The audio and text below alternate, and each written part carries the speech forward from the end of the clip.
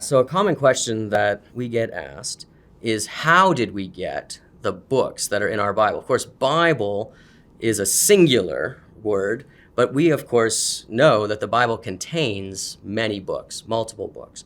So how did Protestants, for example, get their 39 books of the Old Testament and their 27 books of the New?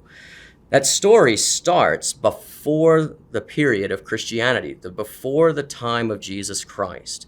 Christians actually rely on the Jewish canon for the Old Testament. So some think maybe the Old Testament just sort of fell out of the sky, but no, it actually has a long period of development through the temple in Israel and then through the Jewish synagogue, actually.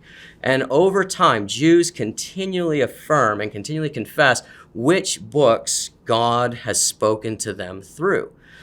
And then we come to the New Testament, where Paul, in Romans 3:2, makes an interesting statement. He asks a question to the church: what was the advantage of being a Jew? And he says, much in every way, because they possess the oracles of God. And so early Christians from a really early time took note of where God had spoken, where were the oracles, and Jews possessed them. So in the story of the Old Testament canon, we shouldn't be surprised that early Christians refer to the 22-book canon of the Jews. And they constantly seem to refer to this as if they've received it from them. And so the church actually affirms a canon that they receive from the Jews. For the Old Testament, what about the New Testament? Well, it does seem that if you have an Old Testament, there's going to be a New Testament. Okay, there's going to be scriptures written down by Christ's own apostles. And that's exactly what we find in the record. It turns out that books that are in our New Testament had to be written by an apostle or a close associate. So you can look at a book like Hebrews, where it's anonymous. And yet, in Hebrews 2, we see that the author makes a strong connection to the apostolic teachings, right? Confirmed among them. Or a book like the Gospel according to Mark. Mark, of course, was not an original apostle of the 12, but Mark is a close associate of Peter, right? And so we actually get Peter's apostolic preaching and teaching through the Gospel according to Mark. So that criterion of, was it written by an apostle? Super important.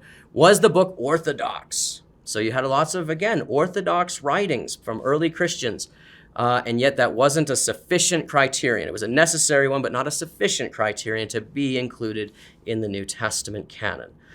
So we get our books due to a providential process that God continually orchestrated, both what was going on in the Jewish synagogue for how we get our Old Testament, also how the books were being used and affirmed by Christians throughout the centuries.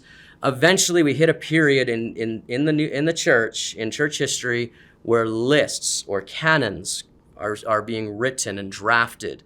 And all of a sudden, we see our core New Testament canon: Gospels, Acts, Pauline letters, little disputes about the general epistles, 2 Peter. And yet, over time, these doubts or discussions seem to cease, and the church winds up with a 27-book New Testament.